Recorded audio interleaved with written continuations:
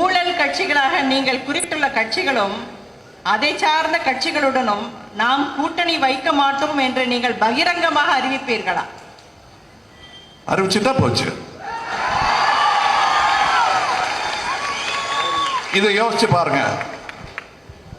இப்படி ஒரு கட்சியை துவங்கி கூட்டத்தை கூட்டி இன்னும் எலெக்ஷனுக்கு எத்தனை வருஷம் இருக்கோ இல்லை எத்தனை மாசம் இருக்கோ நம்ம யாருக்குமே தெரியாது.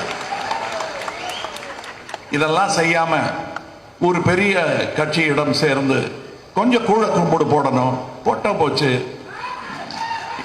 அப்படி போயிருக்கலாம்ல, ஏன் போகல? அப்ப மக்கள் ஆட்சியாக அது மலராது என்ற நம்பிக்கை எனக்கு இருந்தது. அதனாலேயே துணிந்து இதிலிருந்து விழுந்தால் எந்திரிக்கவே முடியாது என்றார்கள். இப்பவும் அப்படித்தானே கிடக்கு தமிழ்நாடு, எந்திரிக்க முடியாம. அதுல ஒருத்தனா இருந்துட்டு போறேன் அப்படின்னு தான் இந்த முடிவை எடுத்திருக்கிறோம்.